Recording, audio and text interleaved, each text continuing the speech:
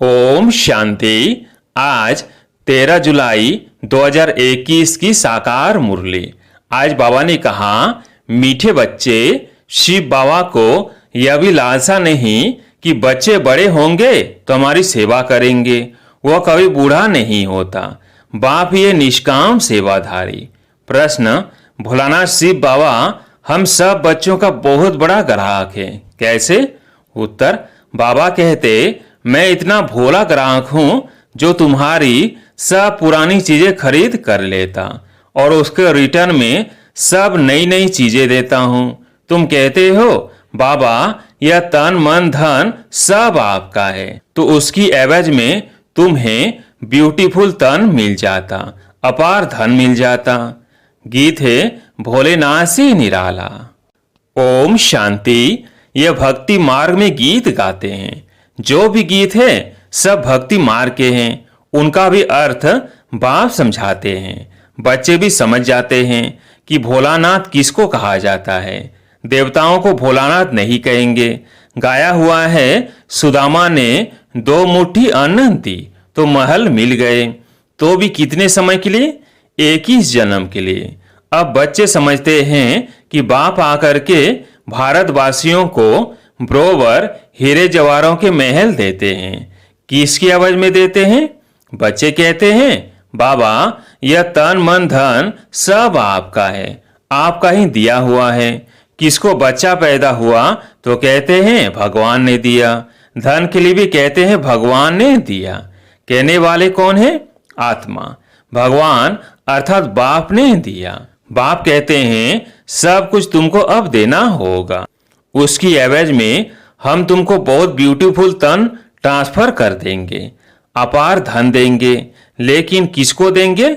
जरूर बच्चों को ही देंगे। लौकिक बाप से अल्पकाल के लिए धन मिला है।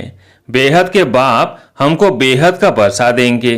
बाप समझाते हैं ज्ञान और भक्ति में रात दिन का फर्क है। भक्ति में अल्पकाल के लिए मिलता है। धन है तो सुख है। धन के बिगर मनुष्य कितने दुखी होते हैं। बच्चे जानते हैं बाबा हमको अथाह धन देते हैं, इसलिए खुशी होती है। सुख धाम में तो सुख की कोई कमी नहीं। हर एक को अपनी अपनी राजधानी है। उसको कहा जाता है पवित्र गृहस्थ आश्रम। तो बाप कितना भोला है, क्या लेते हैं और क्या देते हैं। कितना अच्छा ग्राहक है बाप।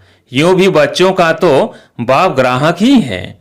बच्चा पैदा हुआ और सारी मिल्कियत उनकी है। वो होते हैं हद के ग्राहक। और यह है बेहद का भोलानाथ, बेहद के बच्चों का ग्राहक। बाप कहते हैं मैं परमधाम से आया हूं, पुराना सब कुछ तुमसे लेकर नई दुनिया में तुमको सब कुछ देता हूं। इसलिए दाता कहा जाता है। दाता भी इन जैसा और कोई नहीं। निष्काम सेवा करते हैं। बाप कहते हैं मैं निष्कामी हूं, मेरे को कोई भी लालसा नहीं। ऐसे तो नहीं कहता हूं कि बच्चों का काम है बूढ़े बाप की संभाल करना, क्योंकि हमने तुम्हारी संभाल की है। नहीं, यह कायदा होता है बाप बूढ़ा हो तो बच्चे उनकी संभाल करे। यह बाप तो कभी बूढ़ा होता नहीं, सदैव जवान है। आत्मा कभी बूढ़ी नहीं होती। यह तो जानते हो। लौकिक बाप बच्चों में उम्मीद रखते हैं कि हम बूढ़ा होंगे तो बच्चे हमारी सेवा करेंगे। भल सब कुछ बच्चों को देते हैं, फिर भी सेवा तो होती है। यह शिव बाबा कहते हैं मैं हूं ही अभोक्ता, मैं कभी खाता ही नहीं हूं। मैं आता ही हूं सिर्फ बच्चों को नॉलेज देने। सुप्रीम रूहों को बैठ समझाते हैं। रूह ही सुनती है। हर एक बात रूह करती है। संस्कार भी रूह ले जाती है, जिसके आधार पर शरीर मिलता है। या मनुष्यों की अनेक मतें हैं। कोई कहते हैं रूह परमात्मा ही ठहरा, उनको कुछ भी लेप छेप नहीं लगता है। आत्मा निर्लेप कह देते हैं। अगर आत्मा निर्लेप होती तो क्यों कहते पाप आत्मा पुण्यात्मा? अगर आत्मा निर्लेप है तो कहा जाए पाप शरीर पुण्य शरीर। अभी तुम जानते हो कि सभी आत्माओं का रूहानी बाप हम रूहों को पढ़ा रहे हैं इस शरीर द्वारा। आत्मा को बुलाते भी है ना, कहते हैं हमारे बाप की आत्मा आई, टेस्ट ली। आत्मा ही टेस्ट लेती है। बाप तो ऐसा नहीं कहेंगे, वो तो अभोक्ता है। ब्राह्मणों को खिलाते हैं, आत्मा आती है, कहाँ तो विराजमान होती होगी। ब्राह्मणों आदि को खिलाना भारत में कॉमन बात है। आत्मा को बुलाते हैं, उनसे पूछते हैं, फिर कई बातें उनकी सच्ची भी निकलती है। यह पित्र आदि खिलाना यह भी ड्रामा में नोंद है, इसमें कोई वंडर नहीं खाना चाहिए। बाप नटसेल में ड्रामा के राज को बताते हैं। डिटेल तो इतनी ड्रामा की समझानी दे नहीं सकते, एक एक की समझानी में ही बरस लग जाए। तुम बच्चों को बड़ी सहज शिक्षा मिलती है। गाते भी हैं, हे पतित पावन आओ, आकर हमको पावन बनाओ। उनका नाम ही है पतित पावन। ब्रह्मा विष्णु शंकर को पतित पावन नहीं कह सकते हैं। बाप कोई पतित पावन लिबरेटर कहते हैं। दुख हरता सुख करता भी उनको ही कहा जाता है। वो है निराकार। शिव के मंदिर में जाकर देखो, वहां लिंग रखा है। जरूर चैतन्य था तब तो पूजा करते हैं। ये देवता भी कभी चैतन्य थे, तब तो उनकी महिमा है। नेहरू चैतन्य में था तब तो उनका फोटो निकाल महिमा करते हैं। कोई अच्छा काम करके जाते हैं तो उनका जड़ चित्र बनाए महिमा करते हैं। पवित्र की पूजा करते हैं। कोई मनुष्य की पूजा नहीं कर सकते। विकास से पैदा होते ना, तो उनकी पूजा नहीं हो सकती।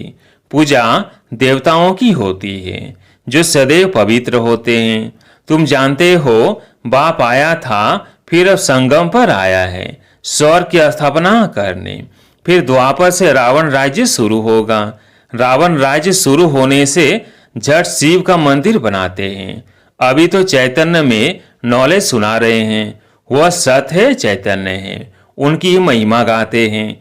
निराकार को शरीर तो चाहिए ना, तो बाप ही आकर विश्व को हैविन बनाते हैं। उस हैविन में राज्य करने के लिए तुम पुरुषार्थ कर रहे हो। स्वर्गवासी तुम बन रहे हो। निराकार परम पिता परमात्मा ज्ञान का सागर है, परंतु सुनाए कैसे? कहते हैं मैं शरीर में आया हूँ। मेरा ड्रामा में यह पाठ है। मैं प्रकृति का आधार लेता हूँ। यह जो पहले नंबर का है, इनके ही बहुत जन्मों के अंत में मैं आकर प्रवेश करता हूँ और इनका नाम ब्रह्मा रखता हूँ। पहले ये सब भट्टी में थे तो बहुतों को नाम दिए थे, परंतु बहुतों ने फिर छोड़ दिया। इसलिए नाम रखने से क्या फायदा? तुम वो नाम देखो तो वंडर खाओ। एक ही साथ सब इकट्ठे कितने रमणीक नाम आए। संदेशी नाम ले आती थी, वो लिस्ट भी जरूर रखनी चाहिए। सन्यासी भी जब सन्यास करते हैं तो उनका भी नाम बदल जाता है। घर बार छोड़ देते हैं। तुम छोड़ते नहीं हो, तुम ब्रह्मा के आकर बनते हो, शिव के तो हो ही। तुम कहते ही हो बाप दादा। सन्यासियों का ऐसे नहीं होता है। भल नाम बदलते हैं, परंतु बाप दादा नहीं मिलता, उनको सिर्फ गुरु मिलता है। हठ योगी हद के सन्यासी और राजयोगी बेहद के सन्यासी में रात दिन का फर्क है। गाया भी जाता है ज्ञान भक्ति और वैराग्य। उनको भी वैराग्य है, परंतु उनका है घरवार से वैराग्य। तुमको सारी दुनिया से वैराग्य है। उनको पता ही नहीं कि सृष्टि बदलती है। तुम्हारा है बेहद का वैराग्य। ये सृष्टि खलास होनी है। तुम्हारे लिए नई दुनिया बन रही है, वहां जाना है, परंतु पावन होने बिगर तो वहां जा नहीं सकते। दिल में जचता है बरोबर नई दुनिया में देवी देवताओं का राज्य था, जो बाप अब स्थापना करते हैं। तुम जानते हो शिव बाबा को याद करने से हम पुण्यात्मा बन जाएंगे। है बड़ा सहज, परंतु याद भूल जाती है। भक्ति मार्ग की रस्म रिवाज बिल्कुल ही अलग है। वापिस अपने घर तो कोई जा नहीं सकता। पुनर्जन्म सबको जरूर लेना है। घर जाने का समय एक ही है। फलाना मोक्ष को प्राप्त हुआ, यह तो गपोड़ा है।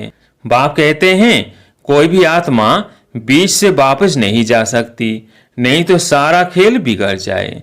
हर एक को सतो रजो तमो में जरूर आना है। मोक्ष के लिए तो बहुत आते हैं, समझाया जाता है, मोक्ष होता नहीं। यह तो अनादि बना बनाया ड्रामा है, वह कभी बदली नहीं हो सकता। मक्खी यहाँ से पास हुई, फिर 5000 वर्ष बाद ऐसे ही पास होंगी। यह तो जानते हैं बाबा कितना भोला है। पतित पावन बाप अपने परम धाम से आते हैं पाठ बजाने। वही समझाते हैं यह ड्रामा कैसे बना हुआ है, इसमें मुख्य कौन कौन है। जैसे कहते हैं ना कि सबसे साहूकार कौन है इस दुनिया में, उसमें नंबरवार नाम निकालते हैं। तुम जानते हो सबसे साहूकार कौन है? वो कहेंगे अमेरिका। परंतु तुम जानते हो स्वर्ग में सबसे साहूकार यह लक्ष्मी नारायण बनते हैं। तुम पुरुषार्थ करते हो भविष्य के लिए, सबसे बड़ा साहूकार बनने के लिए यह रेस है। इन लक्ष्मी नारायण जैसा साहूकार कोई होगा? अल्लाह अवलदीन की भी स्टोरी बनाते हैं। ठक्का करने से कुबेर का खजाना निकल गया। बहुत किस्म किस्म के नाटक बनाते हैं। अभी तुम्हारी बुद्धि में है यह शरीर छोड़ स्वर्ग में जाएंगे, हमको कारून का खजाना मिलेगा। बाप कहते हैं मुझे याद करने से माया एकदम भाग जाएगी। बाप को याद नहीं करते तो माया फिर तंग करती है। कहते हैं बाबा हमको माया के तूफान बहुत आते हैं। अच्छा, बाप को बहुत प्यार से याद करो तो तूफान उड़ जाएंगे। बाकी नाटक आदि बैठ बनाए हैं, बात है कुछ भी नहीं। बाप कितना सहज बताते हैं। सिर्फ बाप को याद करो तो तुम्हारे में जो अलाए हैं वो निकल जाएगी और कोई तकलीफ नहीं देते हैं।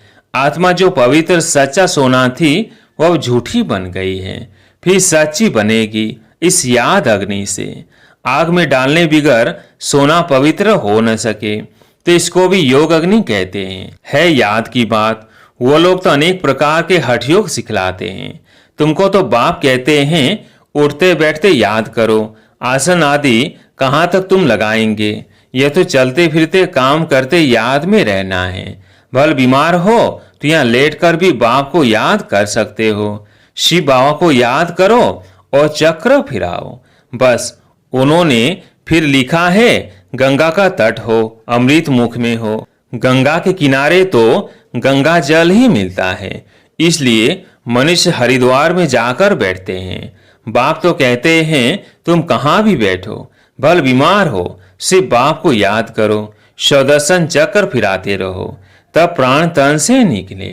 यह प्रैक्टिस करनी पड़े। उस भक्ति मार्ग की बातों में और इस ज्ञान मार्ग की बातों में कितना रात दिन का फर्क है। बाप की याद से तुम स्वर्ग के मालिक बन जाएंगे। वो तो लड़ाई वालों को कहते हैं जो युद्ध के मैदान में मरेगा वो स्वर्ग में जाएगा। वास्तव में युद्ध यही है। उन्होंने कौरवों पांडवों का लश्कर दिखाया है। महाभारत लड़ाई हुई, फिर क्या हुआ? रिजल्ट कुछ भी नहीं, बिल्कुल ही घोर अंधियारा है। कुछ भी समझते नहीं, इसलिए अज्ञान अंधियारा कहा जाता है। बाप फिर रोशनी करने आया है। उनको ज्ञान का सागर नॉलेजफुल कहा जाता है। अभी तुमको भी सारा ज्ञान मिला है। वो है मूल वतन जहाँ तुम आत्माएं रहती हो। उनको ब्रह्मांड भी कहा जाता है। यहाँ रुद्र यज्ञ रचते हैं तो बाप के साथ साथ तुम आत्माओं की भी पूजा करते हैं, क्योंकि तुम बहुतों का कल्याण करते हो। बाप के साथ तुम भारत की खास और दुनिया की आम रूहानी सेवा करते हो, इसलिए बाप के साथ तुम बच्चों का भी पूजन होता है। अच्छा, मीठे मीठे सिकिलधे बच्चों प्रति माता पिता बाप दादा का याद प्यार और गुड मॉर्निंग। रूहानी बाप की रूहानी बच्चों को नमस्ते। हम रूहानी बच्चों की रूहानी बाप दादा को याद प्यार गुड मॉर्निंग नमस्ते नमस्ते। धारणा के लिए मुख्य सार। पहला पॉइंट, माया के तूफानों को भगाने के लिए बाप को बहुत बहुत प्यार से याद करना है। आत्मा को योग अग्नि से सच्चा सच्चा सोना बनाना है। दूसरा पॉइंट, बेहद का वैरागी बन इस पुरानी दुनिया को भूल जाना है। दुनिया बदल रही है, नई दुनिया में जाना है, इसलिए इससे संन्यास ले लेना है। आज प्यारे मीठे बाबा का वरदान, ज्ञान की पॉइंट्स को हर रोज रिवाइज कर समाधान स्वरूप बनने वाले बेगमपुर के बादशाह भव।